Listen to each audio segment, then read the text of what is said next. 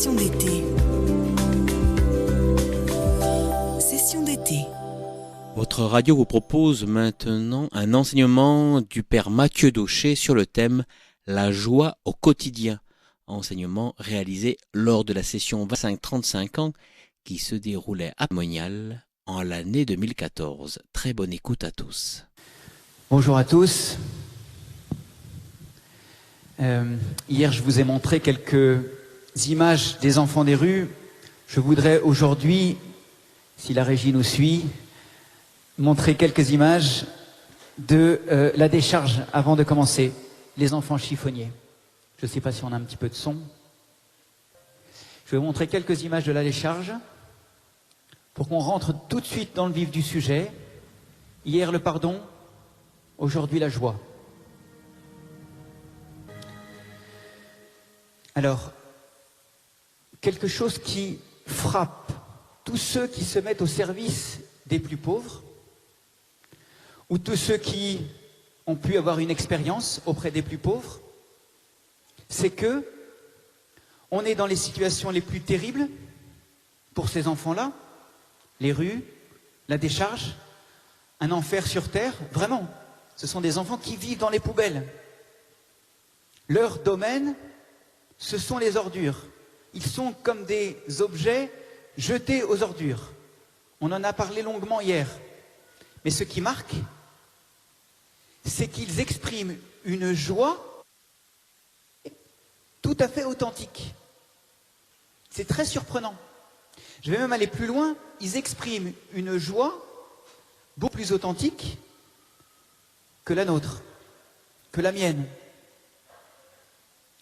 Et c'est cette question que j'ai voulu creuser et que je veux creuser avec vous ce matin. Essayer de comprendre quelle est cette joie d'enfants, de familles, de personnes qui sont dans les conditions pourtant les plus misérables. Est-ce qu'elle est authentique? Est-ce qu'elle est naïve? Est-ce qu'elle est scandaleuse? Pourquoi ne se révolte-t-il pas? Est-ce qu'elle est vraiment authentique? Quelle est cette joie? D'où vient-elle? Je voudrais vous passer, on a eu l'année dernière dans le cadre de l'œuvre un reportage. Des journalistes sont venus de 7 à 8, vous connaissez peut-être cette émission. Et ils sont allés sur la décharge, ils ont filmé pendant quelques jours et ils suivaient un jeune garçon qui s'appelle John Paul. Évidemment, il y a peut-être des journalistes parmi nous. Elle pose la question au jeune garçon. Comment c'est la vie ici? Qu'est-ce qu'elle attend?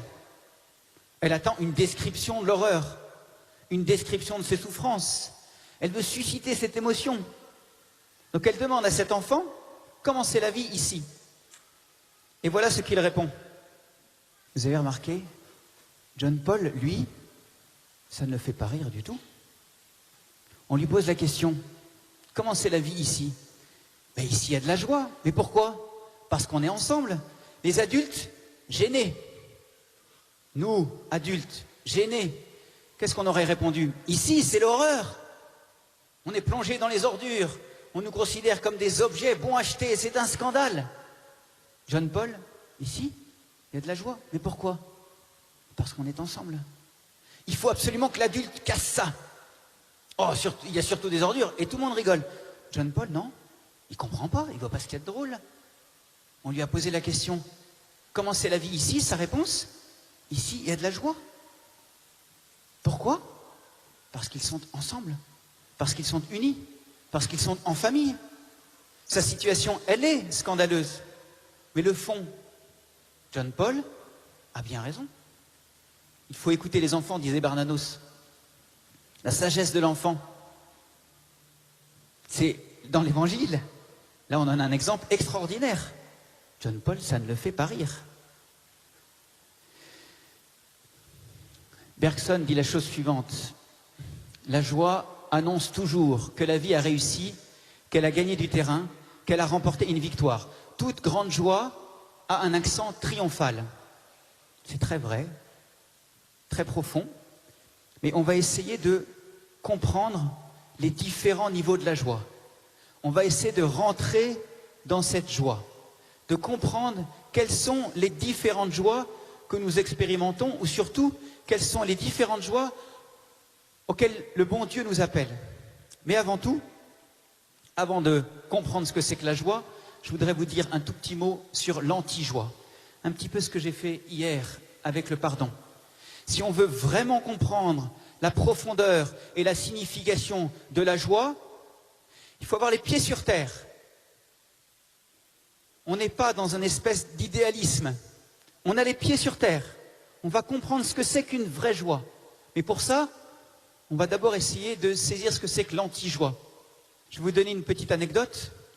L'anti-joie, pour moi, un lieu qui symbolise assez fortement l'anti-joie, c'est la prison centrale de Manille.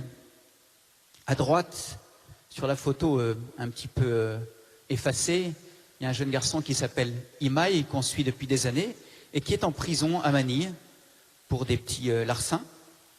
Il est en attente de jugement. Et la prison centrale de Manille, il ne faut pas imaginer une série de cellules comme dans nos prisons en France, mais la prison centrale de Manille, lorsque je vais le visiter, j'approche des gardes qui vérifient mon identité, malgré la soutane blanche, et puis finalement ils m'ouvrent le portail, je rentre dans une espèce de compound, dans une espèce de grand terrain, qui est divisé en 5 parcelles, en fonction des différents gangs de Manille. Donc pour aller visiter Imaï, je dois aller traverser les différents gangs et rejoindre une parcelle qui est autogérée. Il n'y a pas de garde à l'intérieur. Ils sont enfermés, mais ils sont dans des espèces de petites parcelles où ils s'autogèrent. C'est pas complètement idiot, parce que puisque les gangs fonctionnent par territoire sur Manille, si jamais il y en a un qui s'échappe, eh bien c'est le responsable du gang à l'intérieur qui va prendre, qui va être puni, qui risque de faire plus longtemps en prison. Et il fait passer le message à l'extérieur, et celui qui s'est échappé, qui ne peut aller que sur ce territoire, puisqu'il est tatoué, eh bien se retrouver par le gang. Donc c'est très dangereux. Ce qui fait qu'il n'y a pas de... Il ne s'échappe pas. C'est autogéré. Mais du coup, c'est une espèce de jungle à l'intérieur de cette prison. Et les lois sont encore plus difficiles que dans une prison normale. Lorsqu'il y a des problèmes, ils s'auto-punissent entre eux. Ils sont obligés de faire des tours de garde à l'intérieur pour veiller, pour être sûr qu'on ne leur fasse rien pendant la nuit. Vous imaginez l'enfer. Un jour, je vais visiter Imaï à la prison centrale. Après quelques mois passés dans le cadre de la prison, je m'installe, on discute. Je lui demande comment ça va, il me dit « Oh, ça va !» Mais je lui dis « Mais tu es sûr ?»« Oui, oui, tout va bien, pas de problème. » Mais ils te font pas de mal, ça va ? Non, non. Oh là là, tu sais, c'est ma famille ici. Je le regarde et je lui dis, c'est ta famille ? C'est ça, ta nouvelle famille ? Et à ce moment-là, je vois Imaï qui se rapproche de moi, parce qu'il ne fallait pas que les autres le voient, parce qu'il craquait. Il baisse les yeux, je vois les larmes qui lui prennent les yeux, et il me dit tout bas, parce qu'il ne fallait surtout pas qu'on le voie. Il me dit tout bas, mon père, je t'en supplie, sors-moi de là. On était dans un endroit qui est pour moi le symbole de l'anti-joie, c'est-à-dire un lieu où c'est chacun pour soi, avec des règles qui ne sont édictées dans cette prison que pour, d'une certaine façon, permettre à chacun de vivre chacun pour soi. C'est l'égoïsme absolu, l'anti-joie. Un deuxième exemple que je voudrais vous montrer, c'est ce jeune garçon qui s'appelle Jefferson.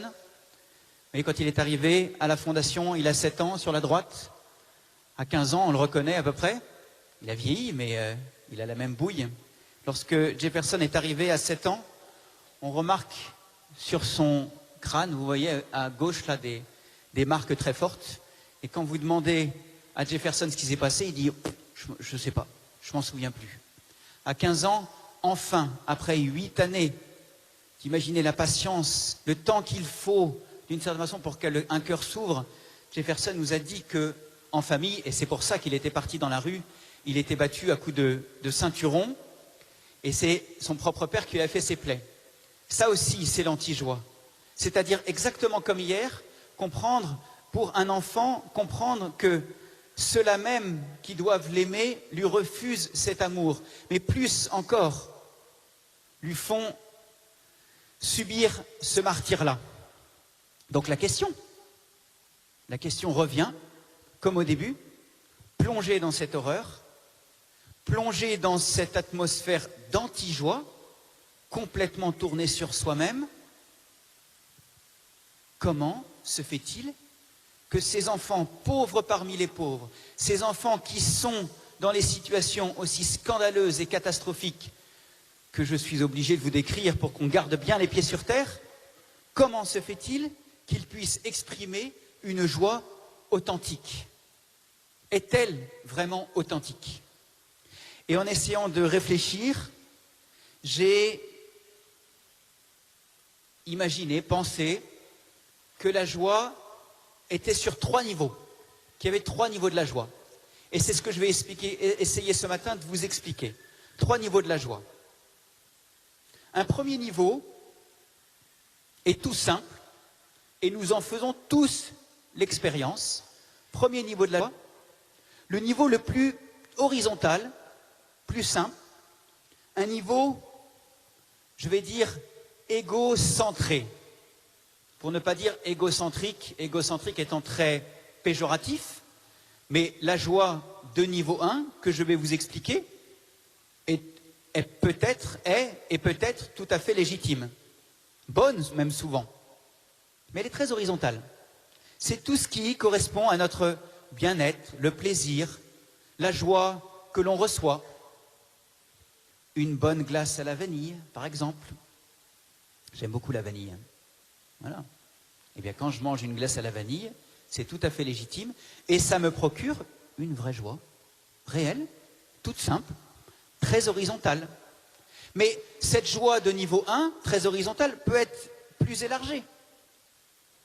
Des bons résultats scolaires. J'en ai pas fait l'expérience, mais j'imagine que vous, avec de très bons résultats scolaires, vous avez cette joie de ramener un bon carnet de notes. Mon père, ici présent, n'a pas le souvenir de nombreux carnets scolaires remarquables. Mais enfin bon. Plus large encore, l'amitié. C'est plus profond déjà. Et on est déjà en train de glisser vers le deuxième niveau de la joie. Mais un ami, un vrai ami, nous procure une vraie joie qui est aussi, d'une certaine façon, cette joie du premier niveau. On va tout de suite passer au deuxième niveau, qui est déjà beaucoup plus intéressant. Un deuxième niveau, et vous en faites aussi l'expérience, nous en faisons tous l'expérience. Et c'est une joie plus forte, une joie plus intense. C'est la joie que je vais appeler la joie de niveau 2. Et cette joie de niveau 2 est assez évidente, c'est cette joie donnée. Tous ceux qui donnent un petit peu de leur temps pour les autres, et ici apparaît, les sessions sont organisées pour que vous soyez conduits à donner aussi de votre temps, de votre joie. Eh bien, nous faisons cette expérience. C'est la joie donnée. Tous ceux qui travaillent auprès des plus pauvres font cette expérience. Cette joie beaucoup plus intense que notre joie égocentrée, c'est cette joie donnée. Elle est beaucoup plus forte. Un exemple tout simple. La forme simple, on va dire, de ce deuxième niveau de la joie, à Noël, vous recevez des cadeaux. C'est sympa. On aime bien. Il faut avouer quand même. On ouvre son petit cadeau et on voit ce qu'on nous a offert. On est heureux de l'attention de l'autre. On va dire que c'est égocentré, premier niveau. Mais je regarde du coin de l'œil celui ou celle à qui j'ai moi-même offert un cadeau. Je le vois ouvrir le cadeau que je lui ai donné et se réjouir du cadeau que je lui ai donné. La joie que j'éprouve de cette joie donnée est encore plus forte, beaucoup plus intense. C'est une forme toute simple de ce deuxième niveau de la joie donnée. Deuxième niveau de la joie, mais beaucoup plus héroïque. Et on en a parlé longuement hier. C'est la joie du pardon. Le pardon donné. Je peux vous donner pour ça l'exemple de Jérémie, que vous voyez arriver ici, sur cette image. Jérémie est un enfant qui, lorsqu'il avait 11 ans, si je me souviens bien, 11 ans, vole 50 pesos dans le porte-monnaie de sa maman. Sa maman, pour le punir, lui prend ses deux mains et les trempe dans de l'eau bouillante, dans un accès de folie. Jérémie s'enfuit immédiatement, vous le voyez cacher ses petites mains, et se retrouve dans la rue, hurlant de douleur, non pas seulement à cause de la souffrance terrible de ses mains, mais surtout profondément, parce que celle qui l'a martyrisé était sa propre mère, celle qui doit lui montrer tout cet amour. Brisé intérieurement, Jérémie brisé, sa propre maman l'a martyrisé. On a eu besoin de faire 2 opérations, on le voit en bas à gauche dans le groupe, 2 opérations pour qu'il retrouve l'usage de ses mains. Jérémie a pu retourner à l'école, et lui, contrairement à moi, a eu des très très bons résultats scolaires, extraordinaires. Un enfant qui a repris le cours de ses études de manière fabuleuse.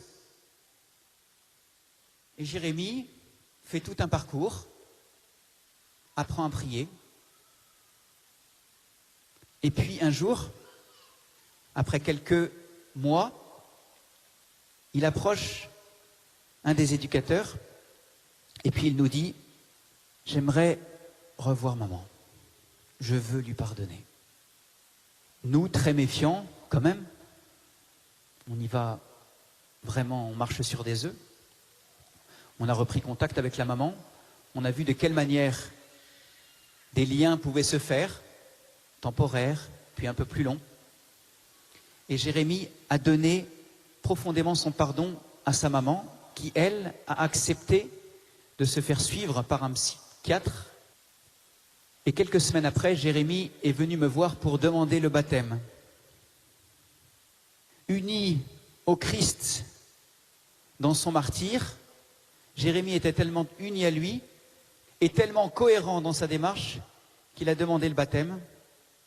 Quelques semaines après, la maman, bouleversée par ce que son fils a fait, bouleversée par le pardon que Jérémie a été capable de donner à sa propre maman, a demandé à son tour le baptême pour elle et tous ses enfants. Vous voyez à quel point le Christ a pu agir de manière extraordinaire au travers de Jérémie. C'est un saint, assurément. Mais on voit bien que dans ce deuxième niveau de la joie, c'est-à-dire cette cohérence de la joie, Jérémie a donné son pardon, a imité le Christ, jusqu'à être tellement uni à lui, qu'il a donné son pardon et a demandé le baptême. Avant de passer, je vais vous mettre une citation ici de Gustave Thibon. Il n'est pas d'homme trop misérable pour que l'amour divin n'assiège et ne mendie son âme. Elle convient tellement bien à l'histoire de Jérémie. On pourrait l'appliquer à la maman de Jérémie.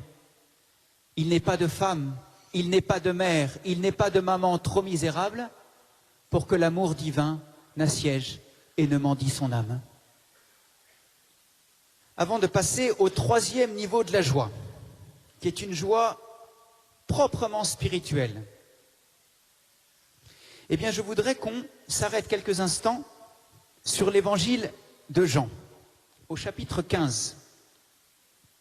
Un texte de l'évangile où Jésus parle de joie complète. En grec, c'est le mot pléron, achever, accomplir. Je vous ai dit cela pour que ma joie soit en vous et que votre joie soit complète. C'est celle-là que l'on vise. C'est celle-là que l'on désire. À la suite du Christ, nous voulons cette joie complète. Oui, Seigneur, donne-nous cette joie complète. Chapitre 15, c'est le verset 11. Au cœur de ces versets, on va regarder ce qu'il y a juste avant. Verset 9 et 10. Demeurez dans mon amour. C'est un peu coupé. Comme le Père m'a aimé, moi aussi je vous ai aimé, demeurez dans mon amour. Si vous êtes fidèles à mes commandements, vous demeurerez dans mon amour, comme moi j'ai gardé fidèlement les commandements de mon Père et je demeure dans son amour. Amour, demeurer, ça revient en permanence. C'est la source. L'amour en Dieu. La source de cette joie complète, c'est l'amour en Dieu.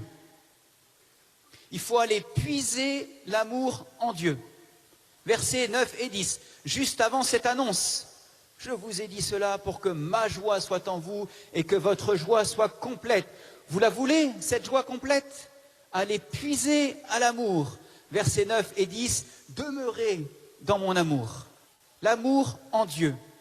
C'est pas terminé. Ça ne suffit pas. Versets 12 et 13, mon commandement le voici. Aimez-vous les uns les autres comme je vous ai aimés. Il n'y a pas de plus grand amour que de donner sa vie pour ses amis. On puise en Dieu cet amour. On reçoit cette joie complète, cette grâce de la joie complète, et nous devons nous faire instruments de cet amour. En bas, c'est à nous.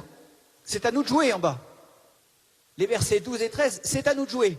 Mon commandement le voici. Ça ne suffit pas. Puiser,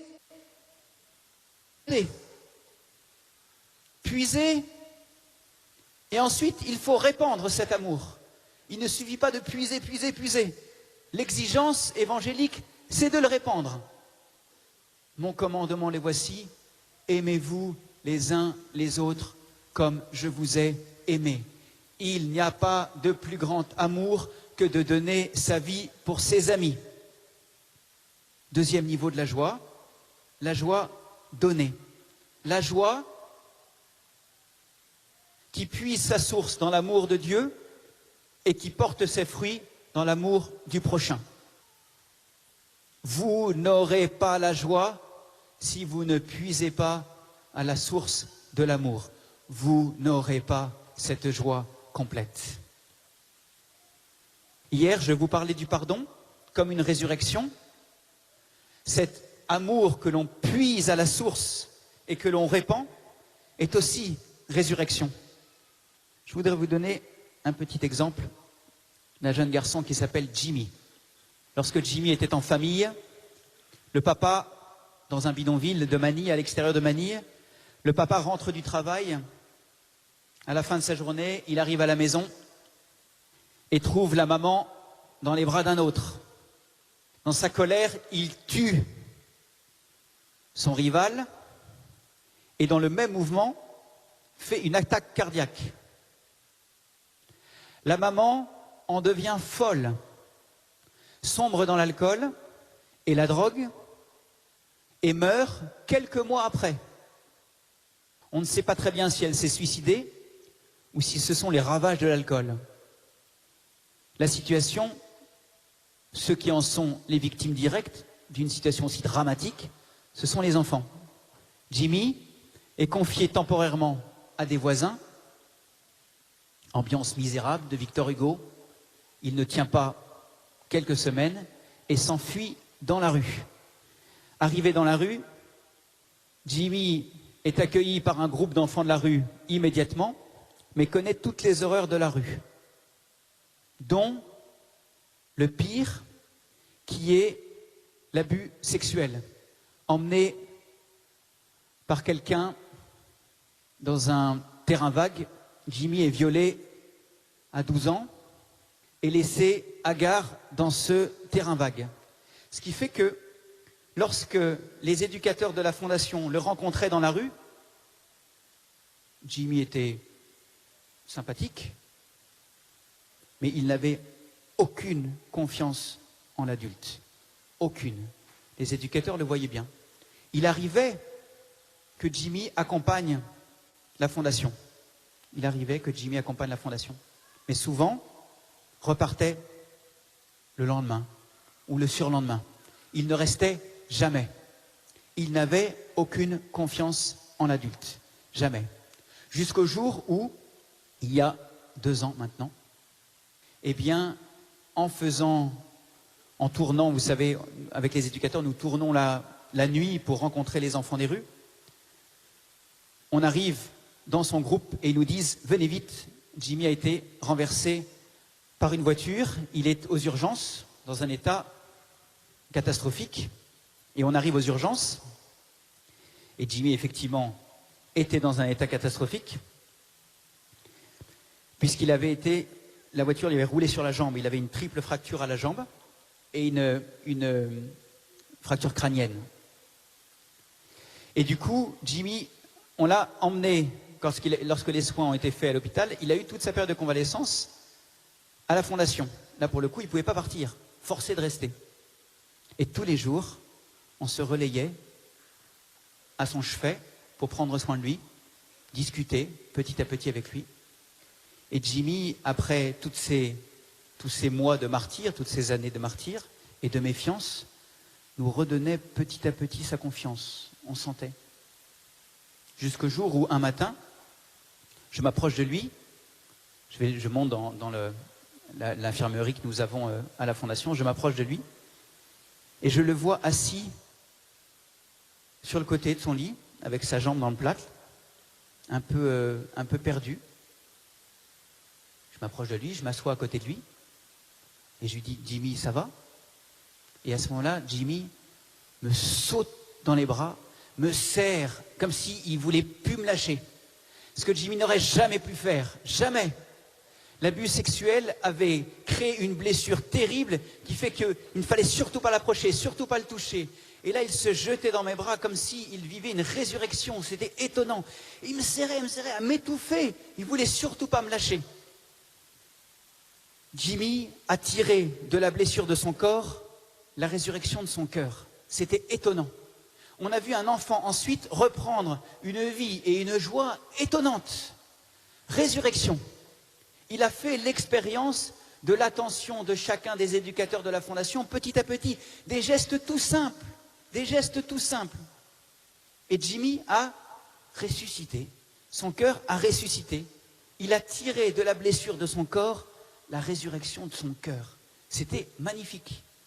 Magnifique. Rien n'est gagné. Comme je vous le disais hier, en parlant du pardon, la blessure demeure. C'est pas parce que Jimmy s'est senti à nouveau aimé que d'un seul coup, tout va aller pour le mieux. Non. Jimmy reste instable. Jimmy reste un cas difficile. Non, il ne faut pas imaginer que ce soit magique. Mais là, on a fait certainement le plus beau pas. Son cœur s'est remis à battre. C'est une résurrection. L'amour a ressuscité Jimmy. Martin Stephens, dans son traité sur la joie, parle de consentir à la vie. Consentir à la vie. C'est ça. C'est ce choix de la vie. On choisit la vie à nouveau. Jimmy s'était arrêté, il avait tout mis au point mort, il avait décidé de ne plus jamais donner son cœur, il l'a remis en marche. À ce moment-là, on peut travailler, on peut avancer avec lui, on peut le faire progresser. Aujourd'hui, Jimmy est un enfant, je vais dire, comme les autres. Et nous avons retrouvé le grand sourire de notre Jimmy, qui est quand même plus, plus profond, plus fort que le visage extrêmement dur que l'on peut lui trouver dans la rue. Alors je reviens à mes 3 niveaux de la joie. Je vais vous faire un petit schéma. Je suis très scolaire. J'avais des très mauvaises notes à l'école, mais je suis très scolaire. Les 3 niveaux de la joie. Premier niveau, un petit rond rouge. Bon. Deuxième niveau, un rond bleu, un peu plus grand. Mais vous voyez, le niveau de la joie, il y a une partie de ce deuxième niveau de la joie qui reste très sensible. En donnant la joie, je ressens aussi cette joie-là de manière sensible, moi, un peu égocentré. Non, pas égocentrique, égocentré. Et nous allons essayer d'entrer dans le 3e niveau de la joie, le grand rond vert. Vous voyez que la joie monte en intensité, c'est-à-dire que nous sommes appelés à entrer dans la joie, à vivre de ce 3e niveau de la joie, qui est encore plus intense que les deux premiers niveaux. Niveau 1, niveau 2. Et vous remarquez aussi que le rond vert n'a pas de lien avec le rond rouge. C'est-à-dire que ce troisième niveau de la joie dans lequel nous sommes appelés à entrer n'est plus du tout dans une dimension sensible. Il n'y a plus les petits fricotis au fond des entrailles. Nous sommes appelés à vivre d'une joie intense qui est cette joie spirituelle. Je vous ai mis cette petite fiche, joie spirituelle et identification. Je vais vous expliquer pourquoi. Je vous lis Saint Augustin. Saint Augustin dans les Confessions. Cette joie connue de vos serviteurs qui vous aiment, c'est vous, Seigneur. Et voilà la vie heureuse, se réjouir en vous, de vous et pour vous. La voilà, il n'en est point d'autre. La placer ailleurs, c'est poursuivre une autre joie que la véritable. La joie de niveau 3, réduite à sa plus simple signification, c'est le Christ. Et personne d'autre. Le Christ, c'est le Christ. Le Christ lui-même. C'est cette union au Christ. Et pour illustrer le troisième niveau de la joie, je voudrais vous donner l'exemple qui me touche le plus. Un enfant qui s'appelle Darwin. Ironie, puisque Darwin était atteint de la myopathie de Duchenne. C'est-à-dire que ses muscles s'éteignaient petit à petit. La maladie a commencé à se manifester lors de 7 ans, et nous l'avons retrouvé dans la rue, au pied d'une station de métro, en train de mendier, n'ayant plus l'usage de ses jambes. Il avait 11 ans. Et il a à ce moment-là rejoint Fondation. C'était en 2006. Darwin était un enfant extraordinaire qui ne parlait pas de sa maladie, il parlait de sa mission. Il ne disait pas « je suis malade », il disait « c'est ma mission ». Il a eu cette réflexion extraordinaire un jour, pour que vous compreniez la profondeur de l'enfant. Darwin, un jour j'arrive dans le centre où il est, nous avons des centres avec des éducateurs spécialisés, j'approche de Darwin et Darwin me dit « Ah, mon père, tu sais, je sais qui est Jésus. » Je lui dis « Bah, t'as du bol. Tu vas m'expliquer. Parce que moi, j'en ai pour une vie, moi. » Darwin me dit « Jésus, c'est celui dont les prêtres prennent soin. » Alors, il ne me donnait pas une définition du Christ, il me donnait une définition du prêtre. Mais extraordinaire. Oui, prendre soin du Christ dans l'Eucharistie, prendre soin du Christ dans le prochain. Je me suis pris une sacrée claque. Quelle profondeur. Darwin avait 13 ans. Le Christ, c'est celui dont les prêtres prennent soin. Oh. Ça, c'était notre Darwin. Exactement. Darwin passait son temps, lorsqu'il y avait des visiteurs, tous ceux qui ont pu le connaître, visiter la Fondation, passaient son temps à dire « merci et je t'aime ». C'est ce qui habitait son cœur.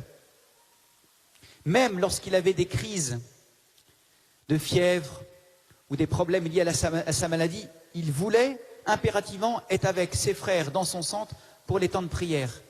Une âme extraordinaire. Fin 2012, la maladie évoluant, malheureusement, l'infirmier de la Fondation m'appelle un soir et me dit « Darwin ne va pas bien, je l'emmène à l'hôpital ». C'était un dimanche soir. Vous allez voir, c'est très étonnant parce que Darwin suit de manière étonnante la Semaine Sainte. Il entre donc à l'hôpital un dimanche soir. En fait, les muscles du poumon n'étaient plus assez forts. Il était capable d'aspirer l'oxygène, mais il n'était plus capable de rejeter le dioxyde de carbone. Ce qui fait que, petit à petit, il s'empoisonnait. Donc, dès le lundi matin, les médecins m'ont demandé l'autorisation de l'intuber pour qu'il ait une assistante respiratoire pour lui permettre justement d'avoir la force de refuser le dioxyde de carbone, que le dioxyde de carbone ne rentre pas dans son sang. Lundi, mardi, mercredi, Darwin a vécu 3 jours où il s'abandonnait vraiment. Il acceptait d'une certaine façon sa situation, il acceptait ce tube qui était dans sa gorge et qui le gênait terriblement. Le jeudi matin, je suis parti dans les bidonvilles pour donner le catéchisme, comme tous les jeudis matins, mais au retour du catéchisme, je passe et je m'arrête à l'hôpital pour voir Darwin. Lorsque j'arrive dans la chambre d'hôpital, Darwin, et ce n'était pas son habitude, Darwin était sévère, pas un sourire. On sentait que quelque chose n'allait pas. Darwin ne pouvait parler, mais on arrivait à peu près à lire sur ses lèvres, et puis surtout, il avait un cahier et il pouvait écrire. Donc je m'approche de Darwin, et je lui dis, mais Darwin, ça va? Et Darwin me dit, il faut prier. Et je lui dis, mais il faut prier, mais pourquoi quelque chose ne va pas? Il me dit, il faut prier parce que je me bats. Et je lui dis, mais tu te bats contre ta maladie, tu souffres, tu as mal? Et Darwin me dit, je me bats contre le démon. Je crois sincèrement que Darwin faisait à ce moment-là l'expérience qu'ont fait les plus grands saints. Le démon n'avait plus besoin de se cacher avec une âme aussi pure. Et Darwin a fait ce combat spirituel lors du Jeudi Saint. Je dis à Darwin, il y avait un volontaire qui était avec moi, un volontaire Fidesco était avec moi, et je lui dis d'aller chercher mes affaires pour pouvoir donner le sacrement des malades à Darwin. Et Darwin, donc je dis ça à Darwin, et Darwin me dit, il faut prier tout de suite. Donc on a commencé à réciter le chapelet. C'était très émouvant pour moi parce que je lui tenais le chapelet dans ses mains, il n'avait plus la force dans ses mains, et on égrenait ensemble. Et je voyais que Darwin suivait mes mots, suivait ma prière, sans prononcer de son, mais il suivait sur ses lèvres. Et de temps en temps, il se fixait, il regardait le plafond avec des yeux effrayés, et il se replongeait dans le chapelet. C'était très étonnant. Je crois que Darwin a vécu son Jeudi Saint. L'agonie. C'était le jeudi de cette semaine, sa semaine sainte à lui. Le volontaire est revenu, je lui ai donné le sacrement des malades, on a prié ensemble. Toute la journée de jeudi a été, pour Darwin, du combat. Je ne l'ai jamais vu aussi sévère. Le vendredi, je reviens à l'hôpital, très inquiet de me dire, je vais retrouver Darwin. Dans quel état? J'entre dans la petite chambre d'hôpital où était Darwin, rayonnant. Rayonnant. Et quand il me voit entrer, il demande immédiatement à celui qui l'aidait pour la respiration artificielle, il lui dit de lui passer le cahier pour qu'il écrive quelque chose. Et Darwin m'écrit ces derniers mots. Vous arrivez peut-être à lire en tagalog. J'ai pas dit à comprendre, j'ai dit à lire. Maraming salamat po, ici en bas. Maraming salamat po. Il écrivait difficilement, évidemment. Ce qui signifie un immense merci. Et ensuite, en haut, à droite, Masayang Masaya Aro. Je suis très heureux. Masaya, c'est heureux. Masayang Masaya, c'est très heureux. C'est insister. Voilà. Le dernier mot que me dit Darwin, à la veille de sa mort, Darwin me dit merci, alors que c'est moi qui dois le remercier. Et il me dit, il n'a plus rien pour être heureux. Je veux dire, avec nos critères, à nous, il n'a plus rien. Plus rien. Il est sur cette chambre d'hôpital, allongé. Il n'a plus qu'à respirer, aidé par quelqu'un qui est à ses côtés. Et Darwin me dit, je suis très heureux. Quelle est cette joie? Je crois que c'est vrai. Je sais que c'est vrai. Je sais qu'il est heureux quand il me dit ça. Il ne me dit pas ça pour me rassurer. Il l'est. Il rayonne. Mais il n'a plus rien avec nos critères pour être heureux. Plus rien. Pourquoi? Quelle est cette joie? Si ce n'est, et on l'a compris dès la veille, si ce n'est cette union extraordinaire avec le Christ. Darwin, le jour du vendredi saint, c'est-à-dire au moment où le Christ nous sauve, le moment où le Christ nous donne le salut. Darwin le vit tellement intimement dans son cœur, tellement uni au Christ, que ce salut vibre au fond de son cœur. Il n'a plus besoin de cette joie sensible. Il n'a plus besoin de rien que du Christ. Et oui, il a raison. Masayang Masaya Aro, je suis très heureux. Et Darwin rayonnait. Il nous donne cette clé de la vraie joie. Les enfants des rues de Manille, les enfants chiffonnés de Manille et tous ceux qui souffrent parmi nous, autour de nous, lorsqu'ils sont si unis au Christ sur la croix, évidemment qu'ils vont vivre de cette joie dont le Christ est la source. Mais une joie beaucoup plus profonde que celle que notre monde nous donne. Une joie bien différente. Une joie bien plus intense. Le samedi, Darwin était conscient, toute la journée, il n'a pas dit un mot, il n'a pas écrit un mot. Il est rentré dans ce grand silence.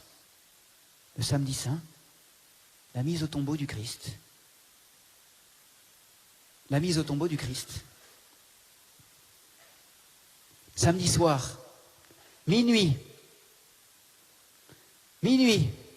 Alexandra, volontaire avec nous à la fondation, était de garde. Elle m'appelle en me disant « J'ai l'impression que ça ne va pas. Les médecins ont l'air de s'inquiéter. » J'arrive, minuit et demi, on est en pleine veillée pascale. Minuit et demi, j'arrive, entre minuit et demi, je lui donne les derniers sacrements. Les médecins nous disent que son cœur peut lâcher à tout moment. Je lui donne les derniers sacrements. Entre minuit et 5 heures du matin, tous ceux qui se sont occupés de lui dans la fondation sont arrivés un par un. Son infirmier, chef de centre, celle qui m'assise dans la fondation, tous ceux qui se sont occupés de lui un par un sont arrivés. On était tous autour de lui.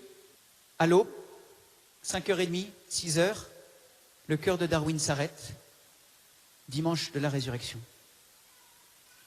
Darwin a été uni au Christ au point de revivre, d'une certaine façon, cette semaine sainte.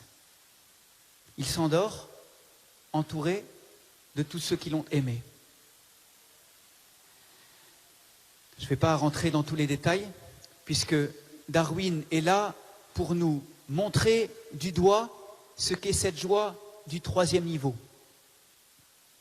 Une joie dont on peut faire l'expérience de temps en temps, mais une joie qui est une grâce.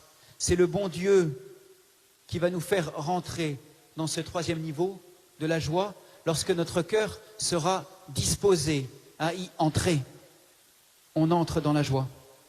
Vous connaissez cette phrase très célèbre de Pascal, qu'il gardait précieusement dans son manteau. Feu, Dieu d'Abraham, Dieu d'Isaac, Dieu de Jacob, nom des philosophes et des savants, joie, joie, joie, pleurs de joie. Joie, joie, joie, pleurs de joie. Il exprime, ça ne veut pas dire grand-chose en fait, il exprime cette joie qu'il habite, qu'il ne peut pas expliquer. Il ne peut pas l'expliquer, mais elle est là. J'ai fait ici même en 2011 un petit exercice avec ceux qui étaient là, de relire le chapitre 53 d'Isaïe pour voir à quel point il s'adaptait de manière extraordinaire aux plus pauvres parmi les pauvres.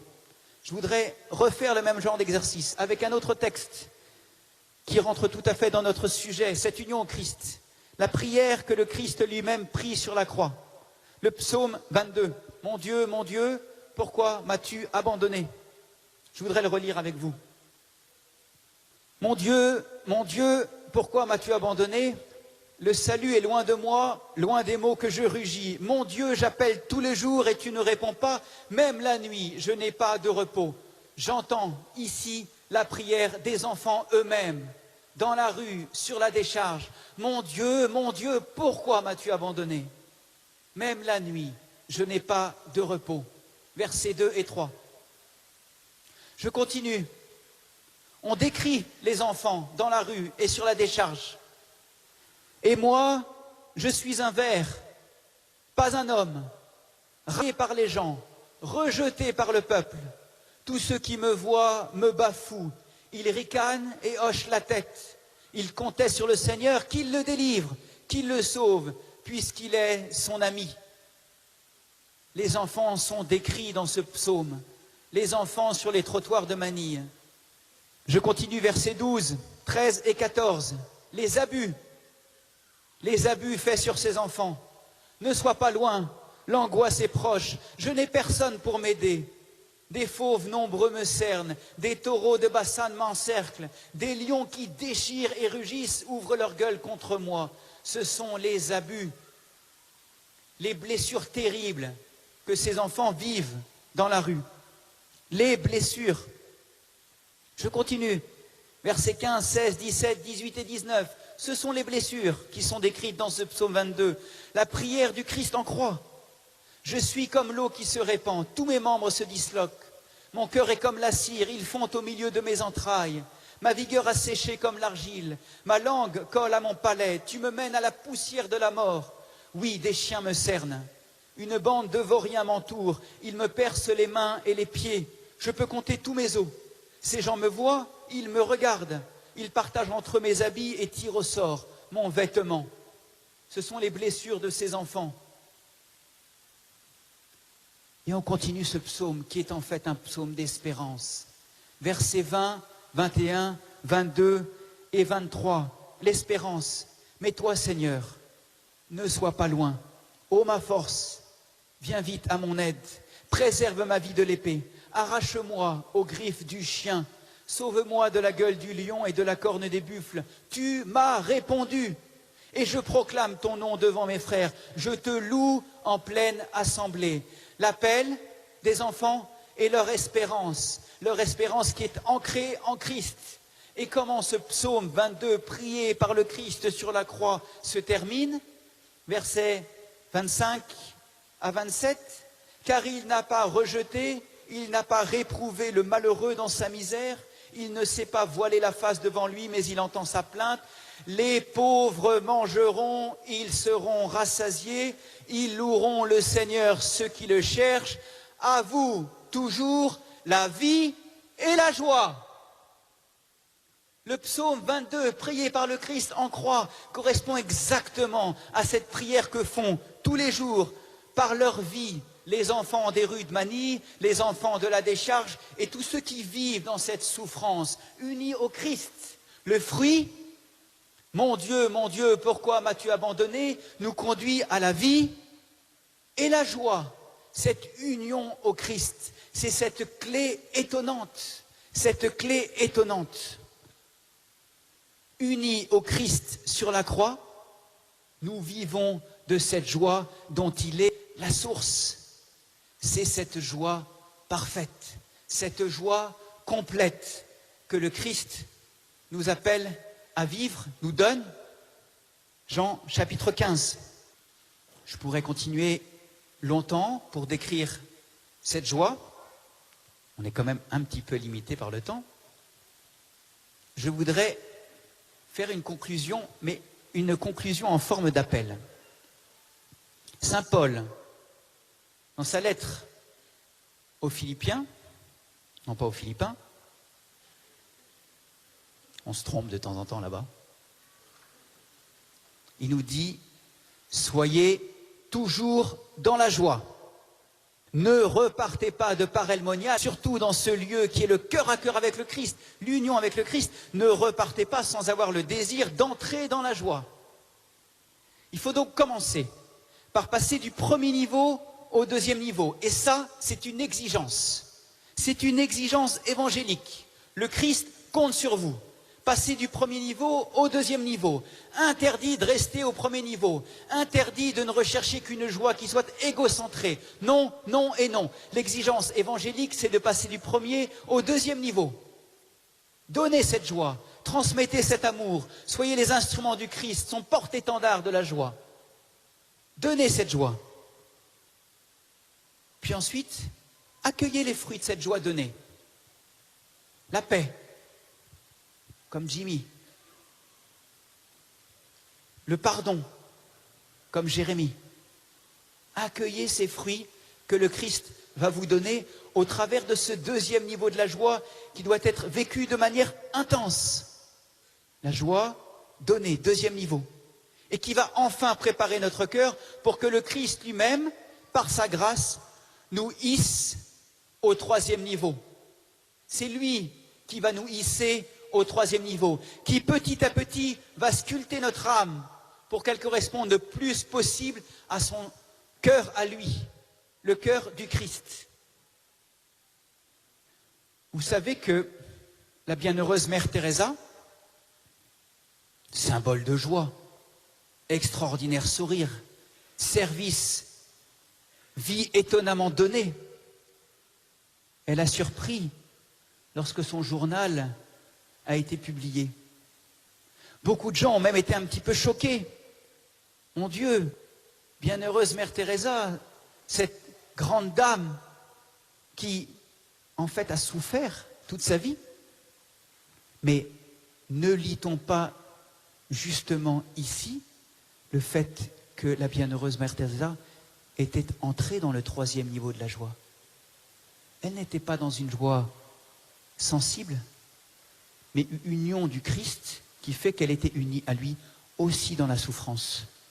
Je crois, au contraire, que ce journal a révélé des choses extraordinaires, un parcours spirituel étonnant, où la bienheureuse Mère Teresa n'a pas fait que servir, elle s'est aussi unie de manière intime au Christ. Il y a aussi le fameux Bernanos, la joie de Bernanos. Je ne sais pas si certains d'entre vous ont lu La joie de Bernanos. Quand j'ai dit, tiens, je voudrais lire La joie de Bernanos, on m'a dit, tu vas pas rigoler. Hein. Effectivement, c'est assez sombre. C'est assez sombre. À la fin du roman, qui est en fait le parcours spirituel d'une jeune femme qui s'appelle Chantal de Clergerie, on lit ceci. À présent, dit la jeune Chantal de Clergerie, dans son parcours spirituel, troisième niveau de la joie, hein. À présent, l'idée, la certitude de son impuissance était devenue le centre éblouissant de sa joie, le noyau de son astre en flamme. C'était par cette impuissance même qu'elle se sentait unie au Maître encore invisible. C'était cette part humiliée de son âme qui plongeait dans le gouffre de suavité. Lentement, avec des soins infinis, elle achevait de consommer amoureusement cette lumière éparse. Elle concentrait le faisceau en un seul point de son être, comme si elle eût espéré faire ainsi sauter un dernier obstacle et se perdre en Dieu par cette brèche. Je ne connais pas exactement le parcours spirituel de Bernanos, mais il montre par ses mots la profondeur spirituelle extraordinaire de son âme.